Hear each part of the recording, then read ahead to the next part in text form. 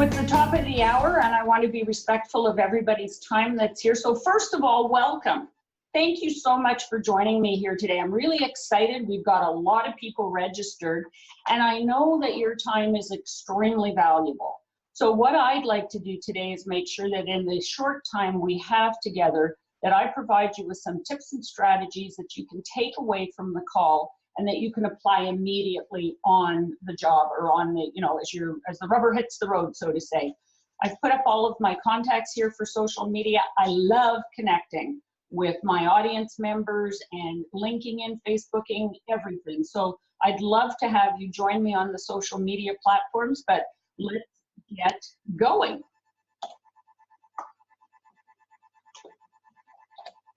So courageous conversations, that's what we're going to talk about today.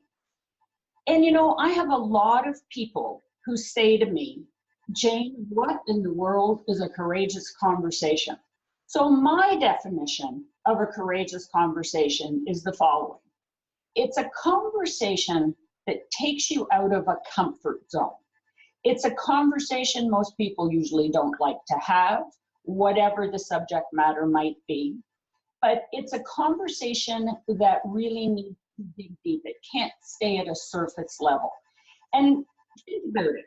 You in the financial services sector have courageous conversations every day with both prospects and clients.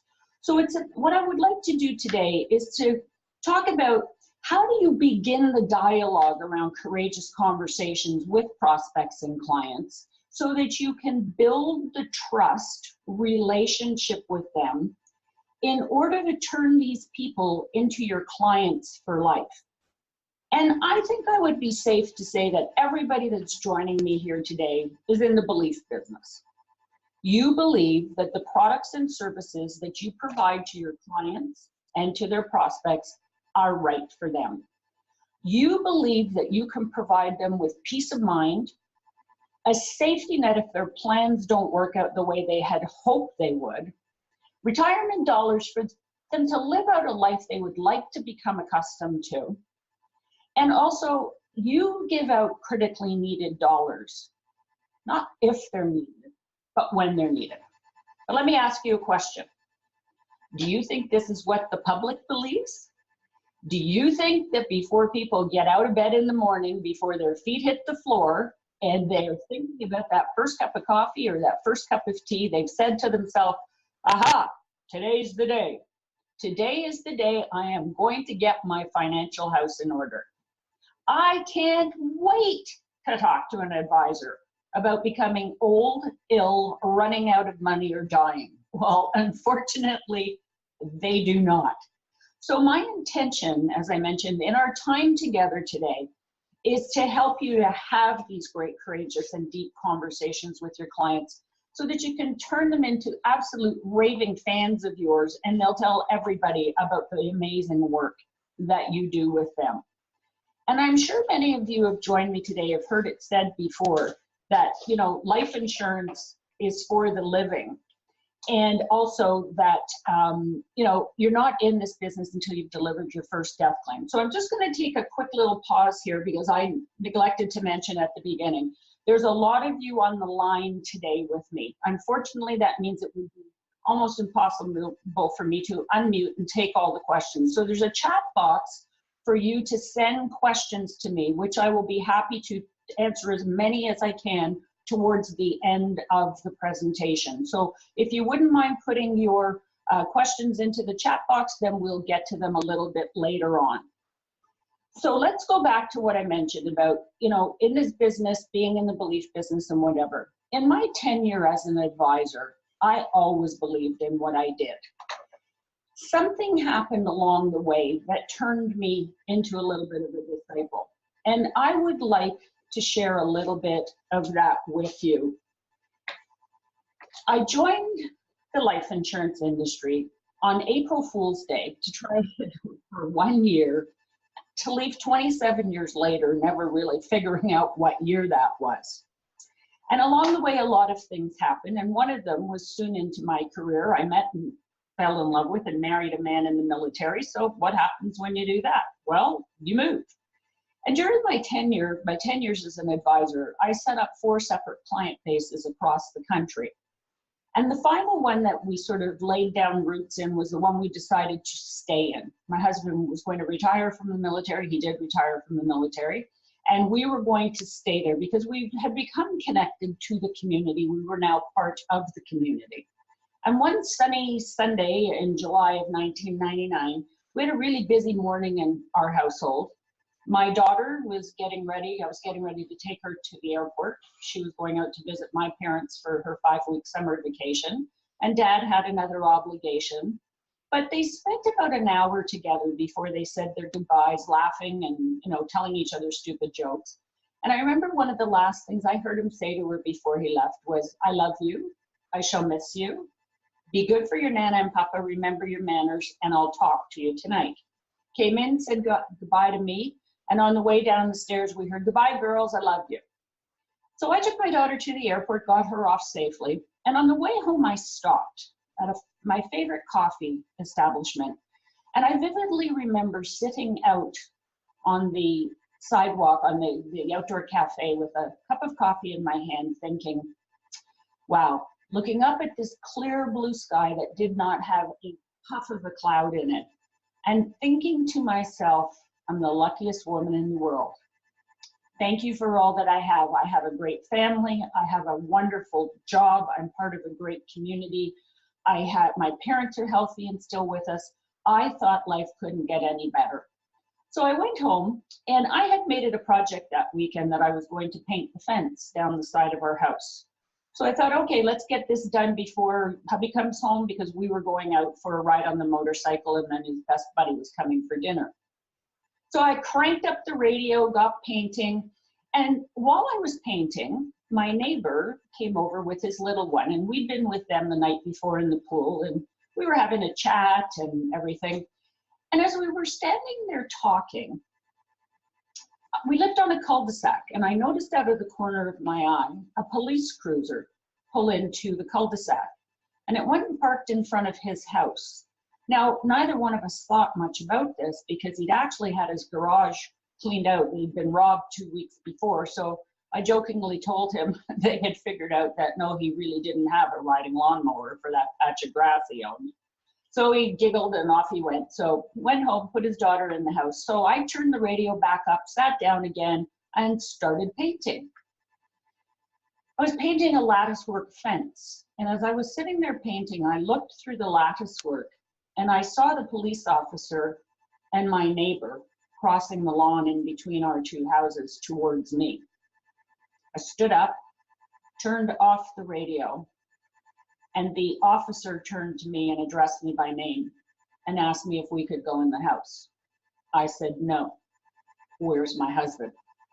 He again addressed me by name and again asked me, could we go into the house? I said, no. I had this insane notion that if I didn't let this man cross the threshold of my house, he wouldn't share some bad news with me. He looked at me again, and this time, his baby-faced police officer with tears in his eyes said, ma'am, I regret to inform you, your husband was killed in an accident this morning.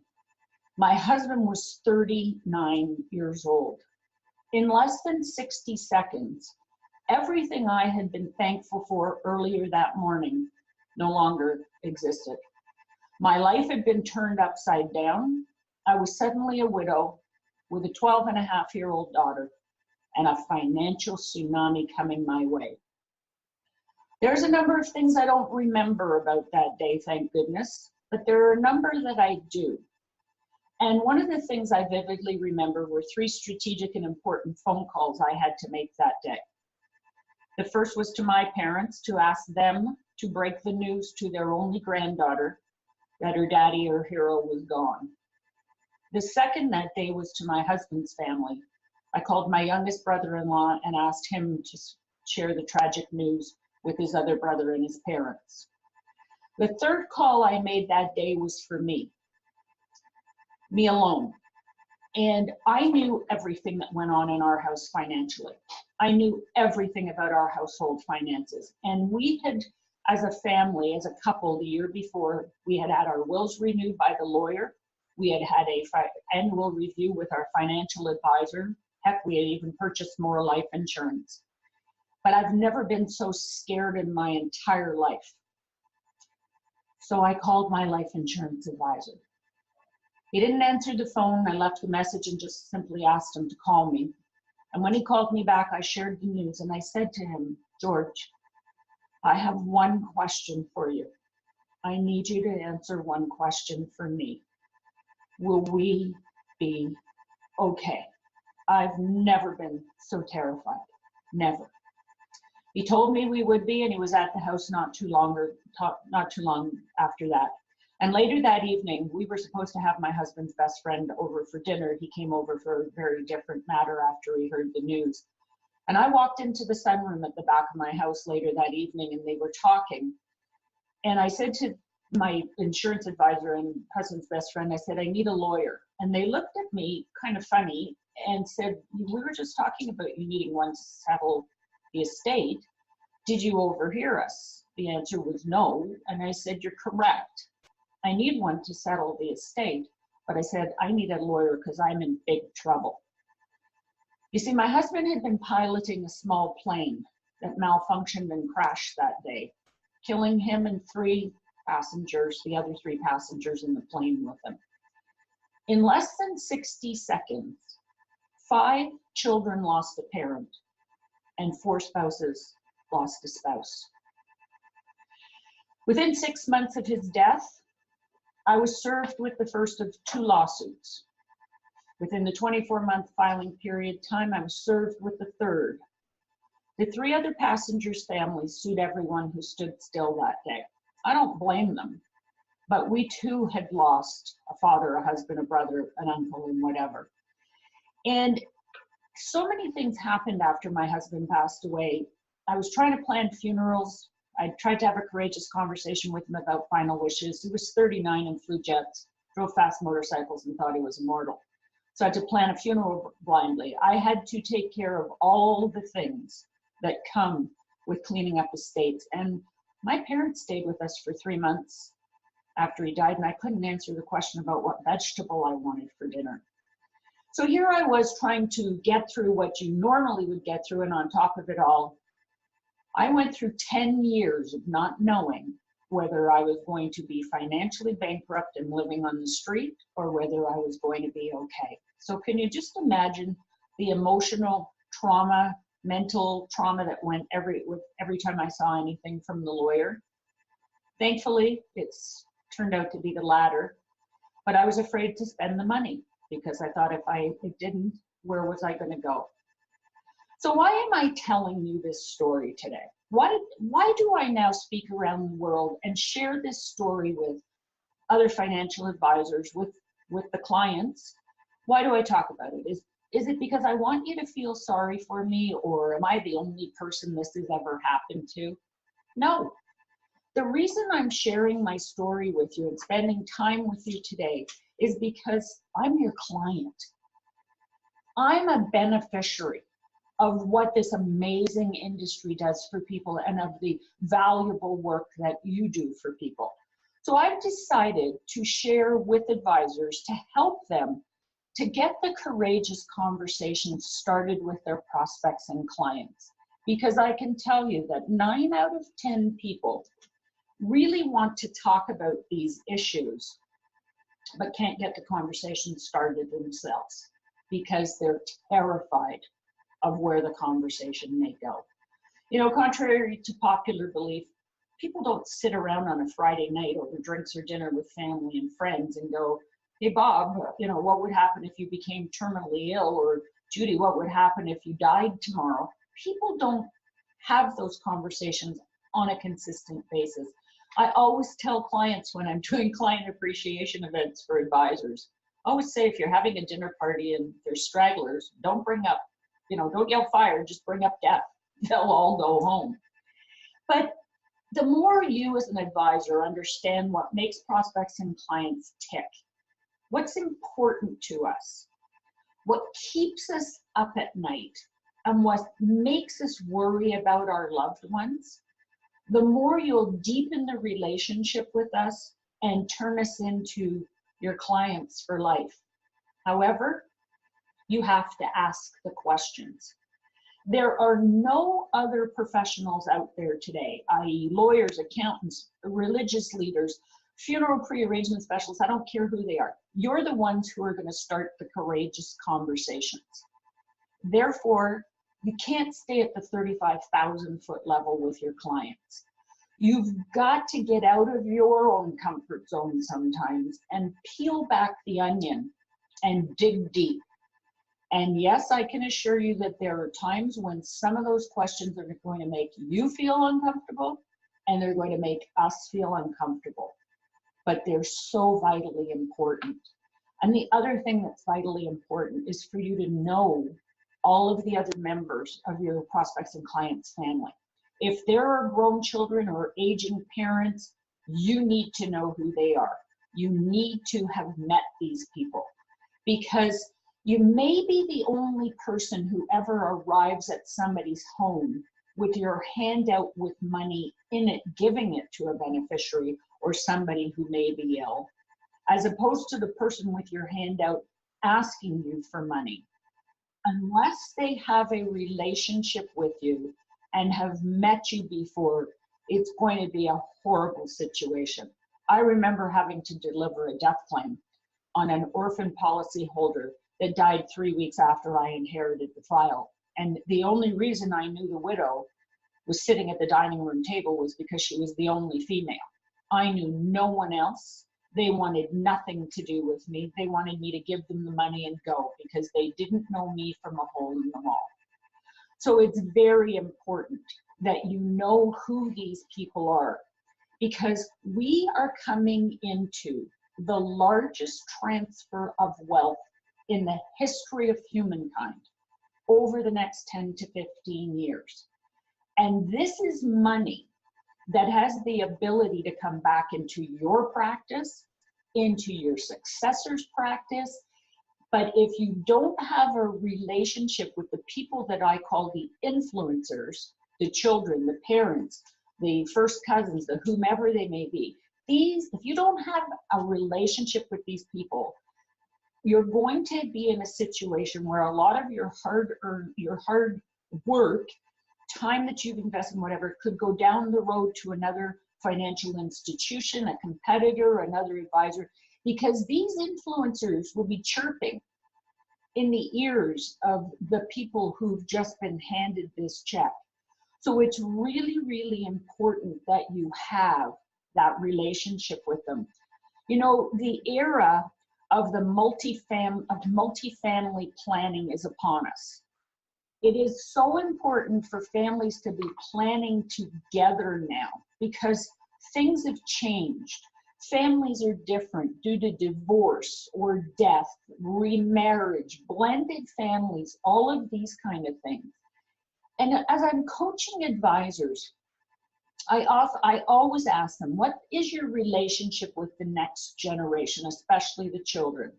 And those seasoned advisors that I often speak with, the answer I usually get is, I know them all. I know all about them. So my question is how?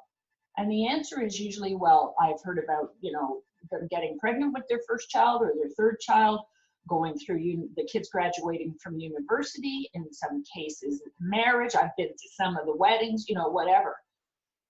And that's great, but that doesn't mean there's a relationship, because the important thing is do they know your name?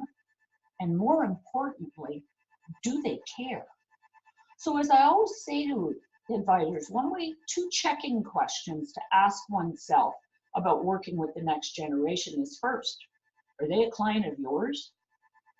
And second of all, do you meet with them on a regular basis? My advisor calls my daughter Jane Jr. It was hysterical. She went into the office to meet with him one day, and the team was running around going, what's her first, we got to verify her first name. I'm so used to George calling her Jane Jr. that I'm like, is it Meg? What is it? So he now advises her. She doesn't make a financial move without him, and neither does her significant other. He also knew my parents when my husband passed away. We all had a trust relationship with this man, and me, importantly, I had such a trust relationship with him that I knew that I could count on him, that whatever decision he was helping me to make was going to be the right one for myself and for my family. So I know many of you that have joined me today have been at this for a while, and you've invested a lot of time, money, energy. You've probably built teams around you. Some of you may have invested in bricks and mortar. So first of all, I'd like to stop and say congratulations, because this isn't an easy industry to survive and thrive in. So I really want to give you kudos for all that you've done to this point. Therefore, I think I'd be safe to say that if you've done all of this, if you've invested all of this time and this money and whatever, that you'd like to be your clients' advisors for life. I know, as you know, that it's harder to get a new client than it is to retain a client and to work with that client. But in order for you to become our advisors for life, there's 3 key things that consumers and clients have identified as important. Limerick did some research into this, and here are the top 3 that they came out with. The very first one is trust. Can they trust you? And based on this survey that they did, they came up with the 4 pillars of trust. And the 4 pillars of trust are benevolence, integrity, dependability, and competence. Now, I will ask usually advisors what they think the top 2 are that are important to consumers. And typically the answers I hear are competence and integrity. Competence today is very important, but it's more table stakes. That's what clients and consumers expect, that we're competent. The other one is dependability, especially if you've been introduced to somebody by someone you know, like, and trust, then they can depend on borrowing that relationship until you've developed your own. But the 2 most important things to clients and consumers, the number 1 thing is benevolence. Benevolence is, are you outwardly focused on the client? So is your focus on me as your client or the consumer, or is the focus on you? Because they can tell the difference. I've done so much joint field work over the years with newer advisors, and I can always tell when they're hurting for business to come in, because unfortunately they're looking across the table at the prospective client as the next bag of groceries. So it's really important to be showing that you are outwardly focused and benevolent. And the second one is consumers want you to educate them. Now, that doesn't mean that you have to tell us every single detail that you know about a product or an investment or whatever. We'll ask the questions if we want more information. But the good news is clients want education no matter what their age or no matter what their life stage. You just need to be aware of what the different generations are looking for. And sometimes all you have to do, quite frankly, is to ask. And the other one, which is very interesting, is clients want to know about your personal and your professional development. They want to know if you're current. They want to know if you're on top of everything. Doesn't mean you have to be the lawyer, the accountant, and whatever, but they want to know that you are keeping up with your education, with your being current and relevant to what's going on today. And it goes above and beyond just the number of designations that you have. So let me ask you a question. If we want to trust you, if we as clients want to trust you, we want you to educate us, and we want to know that you're on top of everything so that we don't have to be on top of everything. If we're not seeing you personally or someone on your team once a year, then who else do you think we might be seeing? So Jane believes that face-to-face annual reviews with your clients are critical. Let me stop you right there, because usually I have advisors look at me and like I've grown 2 heads when I say this. I'm an intelligent woman. I know that some of you have hundreds, if not thousands of clients at this point in your tenure in your career. And I still know there's only 365 days in a year. And I haven't figured out how to clone myself, but if you have, please, I'd love the secret. So how do you make sure that you're serving your clients? How do you make sure you're taking care of us and you're there when we need you? So in my coaching with advisors, when I'm dealing with brand new advisors, that's an easy answer, because usually the brand new advisors don't have hundreds and hundreds of clients. So it's not as difficult for them to do the servicing in the beginning, but as they go and grow, it becomes harder. So the strategy we build is that their servicing model goes and grows with them over time. Now, when I'm coaching with more seasoned advisors, the one thing I hear all the time from them is one of their biggest challenges in their career and in their practice is, how in the world do I take care of all these people that are now clients of mine?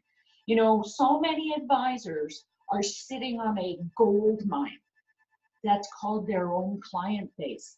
But unless you've got a strategy for how to work with that client base to uncover the cross-sell opportunities, often advisors end up chasing new business when they've got all of this business sitting there that just needs to be nurtured. Go back and have courageous conversations with your clients that have already become clients of yours. They're more inclined to take your advice. And you know, the other thing is that you need to become the go-to person for us. Now, again, I don't mean that you have to have all the answers. You're not the lawyer, you're not the accountant. But you want to have surrounded yourself with like-minded individuals and professionals in your community that can cross-reference and cross-introduce you to people. The other reason why I suggest becoming the go-to person for us is, think about this. If I needed a lawyer, well, I did. I needed a lawyer, so I turned to my advisor. I trust that lawyer because I trust my advisor. But if you know everything that your client is looking into, what they need, it makes you a better advisor and more capable and able to help them with things that you might be the professional that should be taking care of it. So make sure that you've got this arrangement in place where you can send your clients to somebody that you know, like, and trust and have a good working relationship with. Now, I want to stop here for 1 minute on one thing. I realize that you're never going to keep everybody that becomes a client of yours. It just doesn't work that way. Unfortunately, sometimes clients change advisors for a variety of reasons. And sometimes, I regret to inform you, and you know this yourselves, you'll never know the real reason. You'll never find out what the real deep down reason is. So I find the advisors that have thriving practices, lots of people to talk to, they go, you know what, I've done my best, next, move on. I find the newer advisors or advisors whose pipeline isn't as full with new introductions will often spend more time trying to, you know, save this relationship than is possibly needed. So sometimes you just have to move on. The other thing is I really encourage you to make sure that you take care of all of your clients' needs. Please wrap your arms around us, love us, and take care of the whole of our lives. This means courageous conversations. Ladies and gentlemen, I know talking about life insurance isn't always exciting. I get it. And I also know that it's much more exciting to talk about investments, portfolios, rates of return, all of that kind of stuff. I understand that. But you know, I can assure you that when my husband died, I didn't think about getting excited. All I could think of is, oh my goodness, am I going to be safe financially? No one ever asked me, Jane, what was the internal rate of return on your husband's policy? Did he have permanent insurance? Did he have term insurance? Nobody ever asked me those questions. The only thing anybody ever asked me is, will you be okay? And you know, there's 6 words in the English language that I've come to hate hearing. And the 6 words are, a trust fund has been created. we all know that that's code for not enough life insurance or no life insurance. You know, the thing is I don't believe that there are enough buns or wieners in a fundraising barbecue that can replace somebody's income for 20 years or pay off mortgages on houses. It's just impossible. And the other one that really blew my mind is most of you will be aware of Life Happens, the nonprofit organization that operates out of the US. And I came across a really telling infographic last November. They did some research into the number of projects on the GoFundMe pages, and they used one word as a common denominator for their search. The word was funeral. So they sourced all of the projects on the GoFundMe site with the word funeral in it. I'm glad I was sitting down. It was 698,397 of them. And that was up 84,000 from 3 weeks before. There's a lot of work that still needs to be done out there.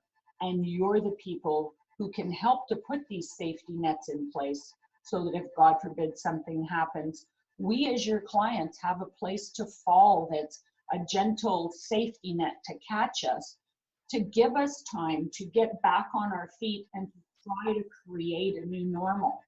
You know, if I had to pick myself up out of the dirt financially, as well as emotionally, mentally, physically, and spiritually, I don't think I'd be here today. I don't think I'd be upright. I don't think I'd be whole.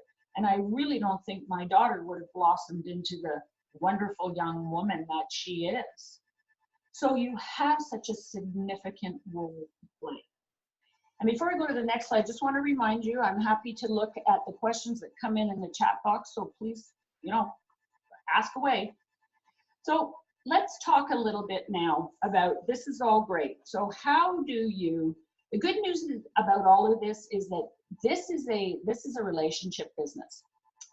And two of the reasons why I talk with advisors about how important it is to have courageous conversations and build strong relationships is, in today's highly competitive environment, just supplying customer service isn't good enough anymore. You have to go beyond that, and you have to provide us with customer delight. It's all about the value add that you bring to the table. Today, making yourself indispensable to us is a vital key to your success, and it's the cornerstone of building an advisor for life relationship with us. And you know, the one thing I know, and you know yourself, is the successful advisors in this business don't communicate or reach out to their clients simply because they're in a sales campaign or the company has rolled out a new product. They have built a strong relationship. I have a strong relationship with my advisor. I'm not going anywhere. And I don't just get contacted by him because he wants me to put something new in place. You know, the financial professionals of tomorrow are going to have to become so much more. They're going to have to become our trusted advisors, our coaches, relationship and behavioral managers with a thorough, holistic understanding of our entire situation. The financial professionals of tomorrow, whose value add includes taking a holistic view of their client's overall situation, are going to outstrip those advisors who've placed too much emphasis on investment selection and getting a better return than the person down the street as the key to their value proposition. And you know, when you provide us with everything we want, we will stand on rooftops and mountaintops and we will sing your praises. Don't you think I talk to everybody about the wonderful work that my advisor does? The big joke in our house is George is the second most important man in my life, with his wife's permission and my husband's permission. But I tell everybody about him. But the problem is when there isn't customer delight provided or enough proper one-on-one care, education, guidance, whatever, if somebody asks somebody about working with an advisor, they will often suggest that maybe they don't want to. The good news is that this is a relationship business, always has been, always will be. And people do business with people they know, like, and trust. And I don't personally like the word referrals. I prefer to be introduced to new people. And I find that when you just ask people to introduce you to new people, then you know what? It changes the whole dynamic about how do you continue to fill your pipeline and to bring on new customers. So let's just transition here for a moment. Today, I'm the best-selling author of the book With the Stroke of a Pen, Claim Your Life. And my life has moved on since this tragedy happened to us, and I'm thrilled to say I'm happily remarried to a wonderful man who's become a great stepfather and a wonderful second husband to me. And he was married to my girlfriend, whom we lost to cancer. So under one roof, we have two widows and a child who lost a parent. So we decided to share our stories along with 2 years of research I did. And I spent time with lawyers, accountants, funeral prearrangement specialists, other financial advisors. And at the back of the book, there's a 33-page master checklist to help people to have courageous conversations with themselves, then with their loved ones, and then how do they engage individuals and professionals such as yourself. So there's a whole myriad of questions at the back of the book to help people to feel more comfortable engaging with you and bringing you on as part of their wealth teams. To that end, my readers came back and said, love the checklist, but you bring up all of these things that I'm supposed to be doing, all this documentation, all this organization. I don't know where to start. What in the world do I do now?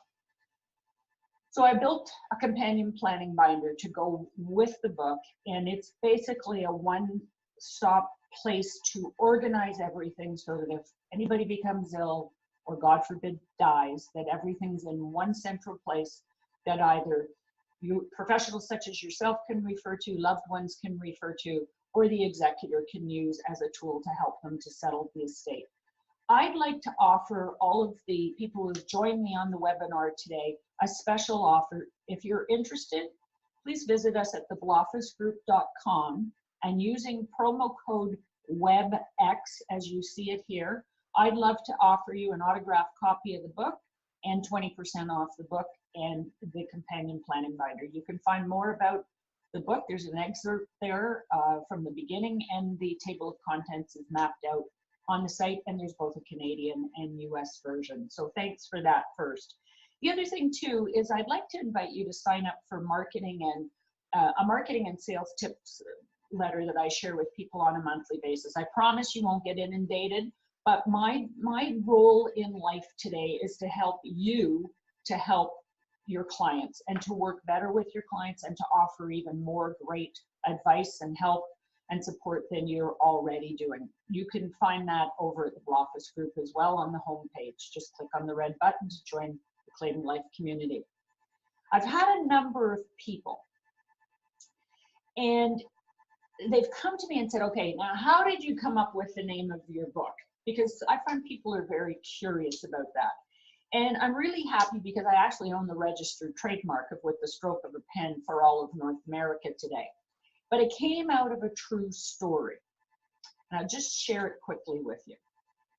My brother-in-law, whom I adore, was never a big fan of what I did for a living as a life insurance agent or my tenure in the business. And sometimes I would hear sort of little, under his breath, little remarks or some, sidebars or whatever. And I'm gonna have to pause just for a second. I'm getting a little dry here. And I'd had a conversation with my sister about putting a whole life policy with a guaranteed insurance option, premium waiver nominee, all the bells and whistles for children. As we know, we don't do this to bet on a child dying. We do to guarantee their future insurability. So she said she wanted to have this done. So I was visiting one weekend, Saturday night. We did the application. We were sitting in the living room, and I was sitting on the floor beside the coffee table where we had just signed the app, and the pen was there. And he was sitting up on the couch with my nephew in his lap. And so I thought, okay, tonight's the night. So I looked up at him and I said, Kay, you seem to have a problem with what I do for a living. And he was a military guy, and I go, no, what are you talking about? And I said, And I picked up the pen that we had just signed the application with. And I said, with the stroke of this pen, I can put more money into a community than you will ever earn in your entire working lifetime. With the stroke of this pen, I can make sure that if mom or dad doesn't come home tonight, that the children tomorrow morning, 2 weeks from now, 2 months from now, 2 years from now, will not be wrenched out of the only home they may have ever lived in, pulled away from their community, their school friends, their grandparents, their entire support network, because mom or dad can't maintain the financial lifestyle that they had. With the stroke of a pen, this pen, I can make sure that if somebody becomes disabled or critically ill, they can do so with dignity. And with the stroke of a pen, I can make sure that if somebody wants to plan their retirement years to travel the world, I can help them to get there. And with the stroke of a pen, I can make sure that if the largest employer in town can't go to work tomorrow morning because they've become disabled, critically ill, or God forbid, died, that all their employees aren't standing out on the street unemployed because the doors to the business are chained shut, because there might not have been plans in place for a buyout from a disability or a funded buy-sell agreement. So I looked up at him and said, you know, I don't have a problem with what I do for a living. Do you still have a problem? Well, I had watched his chin drop gently onto my tow-headed nephew's head and watched him sort of pick it up and say, take a deep breath and a deep swallow and say no. Now I'm going to fast forward. My husband and my brother-in-law were best buds. They were closer than two brothers. They'd been in the Air Cadets from the time they were 13. They went to military college together, graduated together, married 2 sisters, on and on. And I was going to ask him to do the eulogy at the funeral anyway, but he asked me first. About 3 days after the funeral, he was helping my other brother-in-law to clean out my husband's office. And I heard him come down the hallway to my bedroom door, and he knocked, and the door was open. So I went to the door. I said, what's up? He said, can I talk to you for a minute? So I said, sure. He had tears in his eyes. I said, what's the matter? He said, I want to apologize to you. I really would like to apologize to you because if I ever made you feel or think that I didn't respect or I didn't believe in what you do, he says, I just want to make sure that you know that I am so sorry. He says, because if I didn't know that you were going to be okay, if I didn't know that you know what you know with your CLU designation and all the work you've done around estate planning and the insurance and everything else, Jane, there's no way in the world I could get on a plane tomorrow and go home with your sister and your godson and leave you and my goddaughter behind. So he said, I'm so sorry. I said, don't be sorry. Just make sure that you do the same thing for your family. It's called the legacy of love. Because I have a belief, my mantra is that we have an obligation to ourselves and to those we love to leave this world in an organized manner. So I'm going to segue for a minute, and I'm going to take a look at some of the questions that have come in here. Thank you very much. Just give me one moment to take a peek. There's so many of you. There's so many. Okay, so one of the questions for some clarity was, Jane, how many GoFundMe pages over what period of time referred to funerals? The number was 697,387. And that was November of 2017, and that was up 84,000 from 3 weeks prior. If you go onto the Life Happens site, you can find these infographics. And if you're not already on the Life Happens site, I would recommend that you start to tap into them, because you really want, they've got some great tools and things for you to use and whatever. Okay, one of the other questions that came in was, I haven't had to deliver my first death claim yet. I'm about to have to do so. Do you have any suggestions or any tips on how I might go about doing this? Well, that's a tough one, because you don't go to school, we don't go to school to learn how to deal with these type of things and whatever. But one of the things I would suggest is, first of all, seek out maybe a more seasoned advisor that you work with or know who's delivered some death claims before. If you're working with a manager, talk to the manager. The other thing I would suggest is role play it. Don't try it the first time cold, because the worst thing is, I'll give you another insight into something. When something like this happens, we don't think rationally. I didn't think rationally for months after my husband was killed. I go back to that. I couldn't decide what vegetable I wanted. So even for the seasoned advisors, if you're not already doing this, when you go to deliver a death claim, go in as a person first, not as the financial advisor. Even if you're the one with the money in your hand, don't walk in the door and go business and operational on us. If you've got a briefcase full of papers that need to be signed, and your team has put all these lovely little sticky notes in that says sign here, just resist the urge to pull them out and put them on the table. Put your briefcase down on the floor beside your chair, sit down, and ask us how we're doing. And then be quiet. And that, for some, is the hardest thing in the world for people to do. But our brains are not working at the same speed yours are. We're trying to process 9 million moving pieces. So resist the urge to jump in and fill the silence and just give us a moment to collect our thoughts. And the other thing too is, even if you may have driven halfway across town to get to us that day for an appointment that's been on the books for 2 weeks, 2 days, whatever, if we're not having a good day, please don't force the issue. Let us maintain our dignity and rebook the appointment.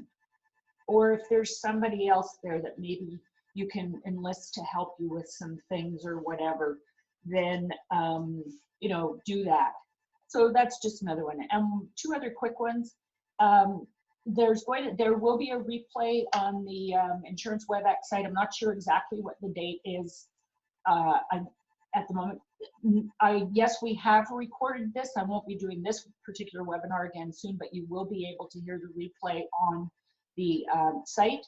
The other question, and so it's the GoFundMe pages over what period of time referred to. I don't know exactly the time frame. All I can tell you is that it was up 84,000 from the previous. And the other question that I have here is, Jane, do your courageous conversations apply to annuities also? You know what?